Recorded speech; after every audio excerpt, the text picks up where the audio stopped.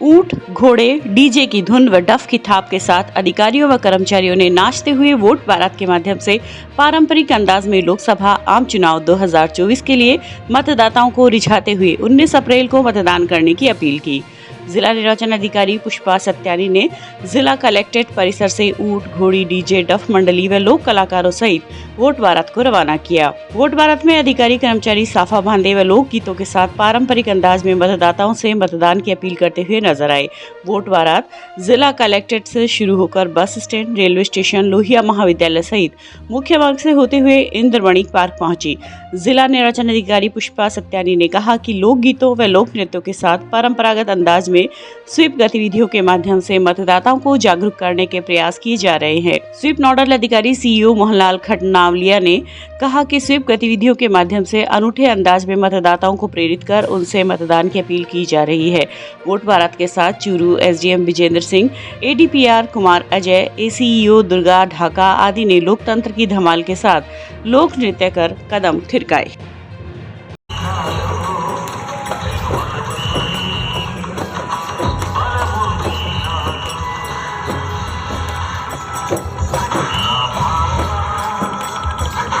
उम्मीद है क्योंकि स्वीप में ऐसे प्रोग्राम्स जो कि लोगों को आकर्षित करते हैं और वोट बारात एक नया कॉन्सेप्ट है जिसको लेकर अभी चूरू ने शुरुआत करी है और आई थिंक कि जो हमारे दूल्हे राजा हैं वो सबको अपील कर पाएंगे कि वोट दें और इट ऑल्सो सिंपलाइजेस कि हम लोग इसको कितना उत्सव की तरह देख रहे हैं, कितना इम्पोर्टेंट काम है ये हमारे लिए।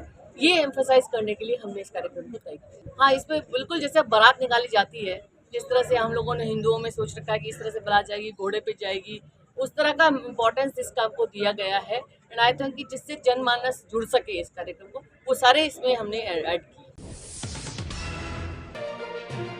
चूरू के प्रतिभा नगर स्थित शीतला माता मंदिर में श्रद्धालुओं ने शीतला माता को बासी भोजन का प्रसाद चढ़ाया व मन्नतें मांगी। शीतला माता मंदिर समिति के अध्यक्ष रामावतार सैनी ने बताया कि सुबह से ही लंबी कतारों में लगकर महिलाओं ने माता के दर्शन किए। वहीं रात्रि में जागरण का आयोजन भी किया गया। मान्यता के अनुसार आज के दिन सुबह जल्दी उठकर श्रद्धालु ठंडे पानी से स्नान करते हैं।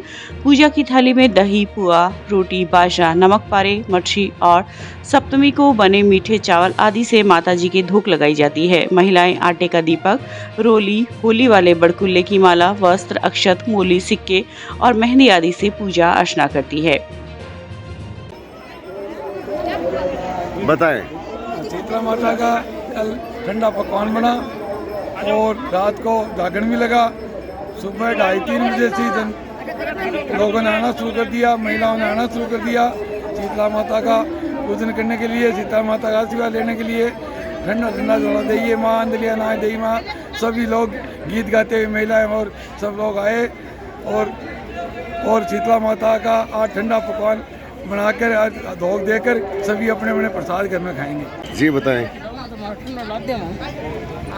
ठंडी रोटी, राबड़ी बनाई, दाल चावल बनाया, राबड़ी बनाई, शीतला माता का ठंडो खाई हुए माई के धोख दी है, चावल राबड़ी बनाकर ठंडा दे लगी जी। रात्रि को तो माई का जागरण लगा और सुबह 2 बजे से ही लोग महिलाएं माता की ढोक देने के लिए शुरू हो गई और अब तक शाम को 6 बजे तक ऐसे ही लगा रहेगा। वीरवार को रांधा पोया और सोमवार को खाना किया।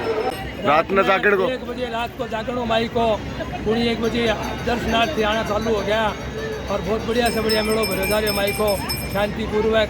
पुलिस की व्यवस्था भी बहुत अच्छी है और हमारे मेला कमेटी की व्यवस्था अच्छी है और शांतिपूर्वक भरी है, मेड़ो बहुत बढ़िया लगी है। वहीं रतनगढ़ में भी आज शीतला माता की पूजा अर्चना की गई। टाबरिया ने ठंडा झोड़ा देई मेरी माए, सेडल सेडल शीतलाए माँ जैसे लोकगीत गाती महिलाएं व युवतियां सोमवार की सुबह शीतला धोरा, अशोक स्तंभ, वाल्मीकि बस्ती एवं पंडितपुर स्थित शीतला माता मंदिर में पहुंची तथा ठंडे पकवान का मां को भोग लगाते हुए मनौतियां मांगी। सुबह से ही शीतला माता के मंदिरों में श्रद्धालुओं का आना शुरू हो गया, जो दोपहर तक अनवरत जारी रहा। वहीं रविवार की रात शीतला मंदिरों में रात्रि जागरण का आयोजन भी किया गया। नमस्कार, जैसा कि आप सबको पता है आज शीतलाष्टमी है और आज के दिन सब लोग बासी खाना खाते हैं, कल बनाकर और आज शीतला माता के धोख दे के ये सब खाते हैं और ये रिवाज पुराने ज़माने से चलती आ रही है। इसके पीछे भी एक बहुत बढ़िया कहानी है जो यहाँ हमारे गांव के तौर तरीके और पुरानी औरतों के द्वारा ये बनाई गई रस्म है और हम इसी को आगे पालन करते हैं। धन्यवाद। क्या नाम लिखा बेटा? कुमकुम ओझा। कुमकुम ओझा। सरदारशहर के ताल मैदान स्थित शीतला माता मंदिर में भी हर वर्ष की भांति शीतला सप्तमी पर विशाल मेला भरा गया। आज अलसुबह 4 बजे से ही भक्तों का मंदिर में तांता लगना शुरू हो गया, जो रात्रि 9 बजे तक जारी रहेगा। प्राचीन मान्यताओं के अनुसार महिलाओं ने विधि विधान से पूजा अर्चना कर शीतला माता को राबड़ी, रोटी, कैर सांगरी, भीगे हुए चने, बाजरे, मीठी पूड़ी आदि ठंडे मीठे पकवानों का भोग लगाकर परिवार में आरोग्य प्रदान करने की कामना की। माता के दर्शन के बाद भक्तों ने पास ही में स्थित भैरू जी मंदिर में भी धूप लगाई। मेले में बच्चों और महिलाओं ने मिट्टी के खिलौने और अन्य वस्तुओं की जमकर खरीदारी की। इस अवसर पर डॉक्टर पूनम चंद भाटी ने कहा कि आज शीतला अष्टमी और सोमवार होने से भक्तों में दुगना उत्साह है। सदैव की भांति मंदिर समिति द्वारा सजावट की गई। इसके साथ ही पीने के पानी और छाया की व्यवस्था की ताकि श्रद्धालुओं को कोई परेशानी न हो। महिलाओं के विशेष त्योहार गणगौर की तैयारियों में आज नवविवाहिताएं व युवतियां व्यस्त रही। समाज की बुजुर्ग महिलाओं के सानिध्य में नवविवाहिताओं व युवतियों ने आज शाम पक्की गणगौर का निर्माण किया। होली के दूसरे दिन से 16 दिवसीय इस त्योहार के पूजन का कार्य प्रारंभ हो जाता है, लेकिन बास्योड़ा के दिन पक्की गणगौर का निर्माण करके पूजन शुरू किया जाता है। अब मंगलवार से क्षेत्र में गणगौर का बंदौरा निकालने की परंपरा शुरू हो जाएगी। इसी के साथ सुबह व शाम के समय गणगौर माता के कर्णप्रिय गीतों की आवाजें भी सुनाई देगी, जो गणगौर के दिन पूजा अर्चना के बाद संपन्न होगी।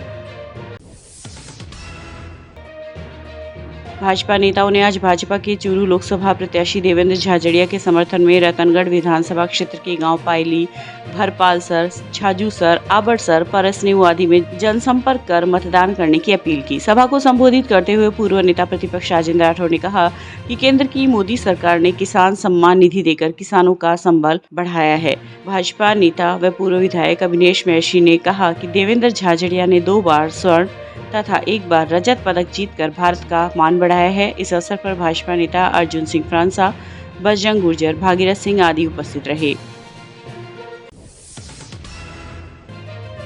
चूरू राठौड़ निवास पर आज प्रेस कॉन्फ्रेंस को संबोधित करते हुए पूर्व नेता प्रतिपक्ष राजेंद्र राठौड़ ने कहा कि नेशनल जनमंडल पार्टी की कोर टीम की बैठक पार्टी के राष्ट्रीय अध्यक्ष दौलत राम पेंसिया की अध्यक्षता में जयपुर में संपन्न हुई, जिसमें लोकसभा चुनाव पर पार्टी के रुख और सामाजिक न्याय के मुद्दों पर चर्चा की गई। इस बैठक के बाद भाजपा के वरिष्ठ नेता व पूर्व नेता राजेंद्र राठौड़ और श्री यादे माता माटी कला बोर्ड के अध्यक्ष प्रहलाद टांक के साथ राजस्थान के मुख्यमंत्री भजनलाल शर्मा से विभिन्न मुद्दों पर विस्तृत चर्चा हुई और यह निर्णय लिया गया कि नेशनल जनमंडल पार्टी और भाजपा राजस्थान में साथ मिलकर काम करेंगे और इस लोकसभा चुनाव में नेशनल जनमंडल पार्टी एनडीए के सहयोगी के रूप में काम करेगी। प्रेस वार्ता में विधायक हरलाल साहन, भाजपा उपाध्यक्ष चंद्राराम गोरी, भाजपा जिला अध्यक्ष बसंत शर्मा आदि मौजूद रहे। के घटक के रूप में देश के हालात को देखते हुए समर्थन देने की घोषणा की है। मैं धन्यवाद देना चाहूँगा इनको कि इन्होंने राष्ट्र हित के अंदर ये फैसला किया है। सर, समर्थन दिया जाएगा। साथ इन्होंने घोषणा कर दी ना कि वोट ही नहीं मांगेंगे, रिटायर हो गए। आज के बाद दौलत राम पेंसिया लोकसभा के चुनाव में अपने आप को रिटायर घोषित किया है। तो राठौड़ साहब, देखिए, मैं समझता हूँ कि देश की आज़ादी उन शहीदों के कारण से मिली जिन्होंने फांसी का फंदा चुना। हम अमर काल से गुजर रहे हैं। ऐसे समय में आज़ादी की बात कहना उन शहीदों की शहादत का अपमान है, भगत सिंह जी का अपमान है, राजगुरु और सुखदेव जैसे, चंद्रशेखर जैसे लोगों का अपमान है। राजनीति के अंदर मुद्दों की लड़ाई होती है। आज कल तक वो हमारे साथ थे, आज वो राहुल गांधी जी के साथ। उनको राहुल गांधी के जिंदाबाद के नारे लगाने में संकोच क्यों? उन्हें ये बुरा बताना चाहिए देश के किन बुनियादी मुद्दों को लेकर वो कांग्रेस में गए और उनको नरेंद्र मोदी जी के और भारतीय जनता पार्टी के किन मुद्दों को लेकर उनके मन में नफरत आई। वो सारी बातें अगर कहते तो अच्छा लगता। मैं समझता हूँ कि लोकसभा का चुनाव है, कोई सरपंच का चुनाव नहीं। लोकसभा के चुनाव में देश बनाने और बिगाड़ने का चुनाव है। देश बनाने के लिए उनके पास कौन से ऐसे मुद्दे हैं उस पर चर्चा करते हो तो ज़्यादा ठीक है। भगदड़ मची है, पहली बार मैं देख रहा हूँ उम्मीदवार खुद कहे कि हम चुनाव लड़ना नहीं चाहते। सेनापति पहले से इस युद्ध में उतरने से पहले अपने हथियार डाल रहे हैं, चाहे जयपुर हो, चाहे झुंझुनू हो, चाहे राजसमंद हो, सब जगह यही हालत है। बड़े नेता जानबूझकर बचना चाहते हैं चुनाव से, इन सारी बातों को पूरा करेंगे। और इसके साथ ही बहुत प्रबल संभावनाएं हैं, 90% तय हो गया कि नरेंद्र मोदी जी 5 तारीख को चूरू के अंदर बड़ी जनसभा की व्यक्तिगत टिप्पणियाँ वो भी नहीं करें। 35 साल तक हम साथ साथ चले, तब हम एक दूसरे के सहभागी थे। कभी राम लक्ष्मण कई तरह की जोड़ियों से उस जिले ने हमें उपकृत किया, और आज अचानक सामंत में बन गया। ये सवाल मैं उन्हीं से पूछता हूँ कि 35 साल पहले ये सवाल खड़ा उन्होंने क्यों नहीं किया। राष्ट्रवाद का मुद्दा है, देश को 2047 तक दुनिया का सरमौर बनाने का मुद्दा है, देश में बुनियादी विकास और गरीब कल्याण का मुद्दा है। गरीबी रेखा के नीचे जो 25 करोड़ लोग आ गए, पूरा देश गरीबी की रेखा से ऊपर आए, उसका मुद्दा है। और राजस्थान में विशेष तौर चूरू में यमुना जल यहाँ तक पहुँचे, इसका मुद्दा है। यहाँ की सुदृढ़ कानून व्यवस्था का मुद्दा है।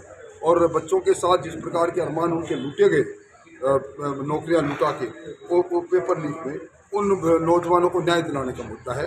भजन लाल जी की सरकार ने अल्पकाल के अंदर शानदार काम किया, ये हमारा मुद्दा है। मैं समझता हूँ कि जिस मामले में सर्वोच्च न्यायालय ने और मेरे को आरोप मुक्त माना, ये कहा कि आरोप जो FIR में आरोप लगाए वो प्रमाणित नहीं होते, वो ट्रायल भी नहीं चली मेरे खिलाफ, तो मैं समझता हूँ स्वतः ही साफ होगी बात। और वो मुद्दा गुजरने के पश्चात मेरे साथ फिर क्यों 15 साल तक बने रहे कांग्रेस के आज के बने प्रत्याशी। प्रदेश कांग्रेस कमेटी के सोशल मीडिया एवं डिजिटल प्लेटफॉर्म डिपार्टमेंट के अध्यक्ष सुमित भगासरा ने प्रदेश की 25 लोकसभा सीटों के लिए कोऑर्डिनेटर की नियुक्ति की है, जिसमें उन्होंने चूरू के युवा कांग्रेस कार्यकर्ता अरविंद कुमार को लोकसभा क्षेत्र चूरू के लिए कोऑर्डिनेटर नियुक्त किया है। लोकसभा चुनाव को लेकर क्षेत्र में भाजपा व कांग्रेस के नेता व कार्यकर्ता इन दिनों सक्रिय है। वे अपने अपने तरीके से लोगों से जनसंपर्क कर उम्मीदवारों के पक्ष में मतदान करने का लोगों से आह्वान कर रहे हैं। इसी क्रम में भाजपा कार्यकर्ताओं की बैठक आज पौधार गेस्ट हाउस में हुई। भाजपा नेता अरविंद इंदौरिया ने कहा कि लोकसभा चुनाव के लिए कार्यकर्ताओं की मेहनत से 400 पार का लक्ष्य पूरा किया जाएगा। इस अवसर पर मोहनलाल बबीरवाल, शंकरलाल कम्मा, प्रकाश चंद्र पारिक आदि उपस्थित रहे। आज हम सभी भारतीय जनता पार्टी के कार्यकर्ताओं ने स्थानीय पौधार गेस्ट हाउस में मिल बैठ करके और आगामी 19 तारीख को होने वाले लोकसभा चुनाव के बारे में हमने रणनीति बनाई।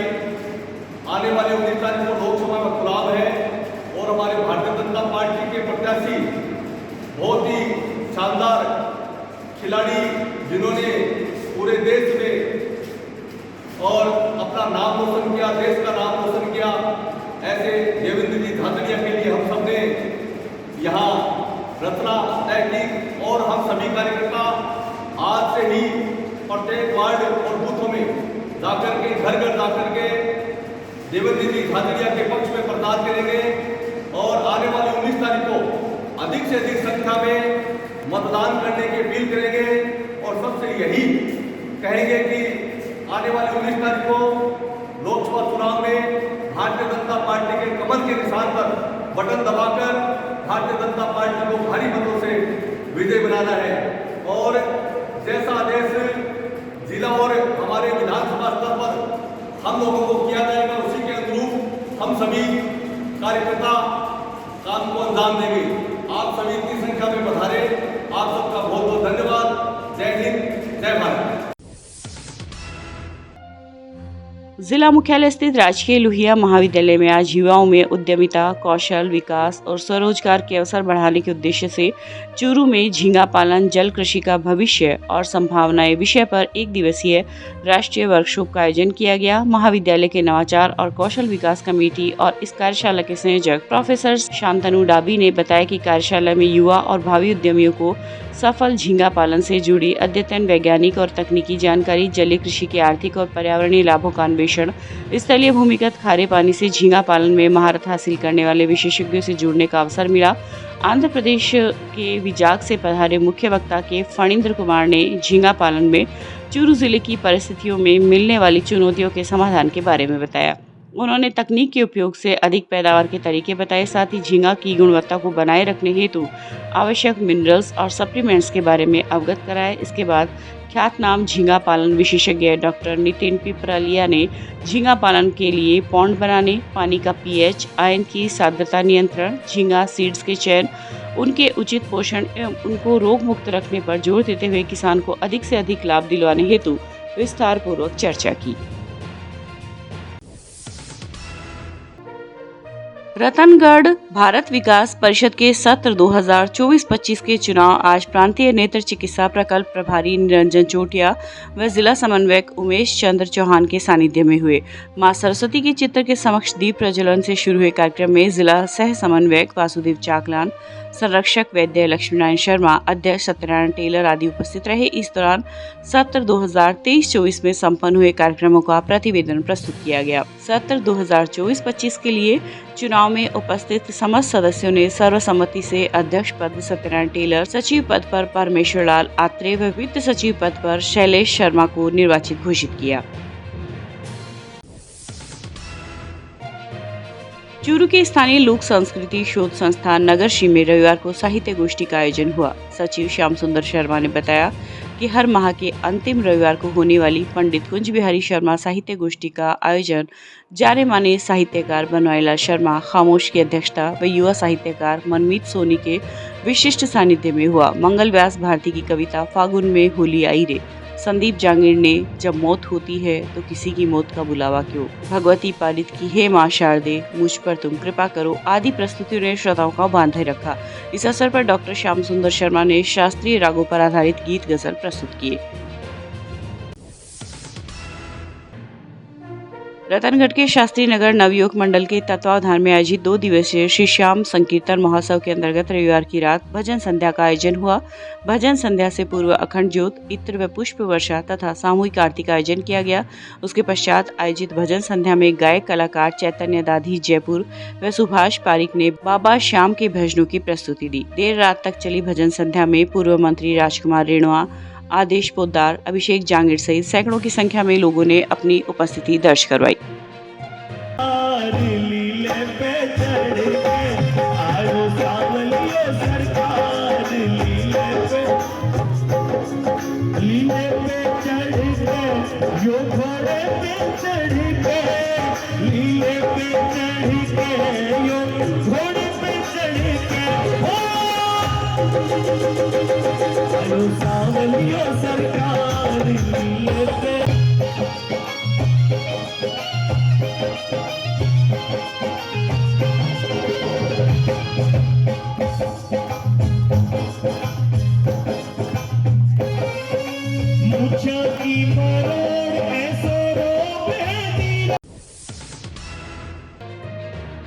राजस्थान में पेंशनर समाज जिला शाखा चूरू की मासिक बैठक का आज जिला अध्यक्ष बिरजू सिंह राठौड़ की अध्यक्षता में जिला पेंशनर कल्याण केंद्र में आयोजन किया गया। इस दौरान अप्रैल माह में जन्म दिवस वाले पेंशनर ओंकारमल शर्मा, कैलाश चंद नवहाल, करणी सिंह राठौड़ आदि का माला पहनाकर और मुंह मीठा करवाकर उनके जन्म दिवस की बधाई दी गई। इस अवसर पर वरिष्ठ पेंशनर डॉक्टर मोतीलाल सोनी की पुस्तक मेरी आत्मकथा का अतिथियों द्वारा लोकार्पण किया गया। पुस्तक की समीक्षा प्रस्तुत करते हुए वरिष्ठ साहित्यकार ओम प्रकाश तंवर ने कहा कि डॉक्टर सोनी ने पुस्तक में अपने जीवन के संघर्ष और सफलताओं का संक्षेप में दिलचस्प वर्णन प्रस्तुत किया है, जो युवा पीढ़ी के लिए प्रेरणादायी है। बैठक में संयुक्त सचिव शेर सिंह चौहान ने गत बैठक का प्रतिवेदन प्रस्तुत किया। रतनगढ़ में हत्या के प्रयास में फरार चल रहे एक आरोपी को पुलिस ने गिरफ्तार किया है। प्रकरण में 3 आरोपी पूर्व में गिरफ्तार किए जा चुके हैं तथा एक महिला अग्रिम जमानत पर है। मामले के अनुसार रतनगढ़ तहसील के गांव सहला निवासी हरपाल उर्फ हरिराम जाट के साथ 5 लोगों ने मारपीट कर उसे अधमरा कर दिया था और मौके पर ही छोड़कर फरार हो गए थे। घटना को लेकर 19 सितंबर को पुलिस ने मामला दर्ज किया था। रतनगढ़ में घर के आंगन में सो रही एक नाबालिगा के साथ दुष्कर्म करने के प्रकरण में पुलिस ने कार्रवाई करते हुए एक आरोपी को गिरफ्तार किया है।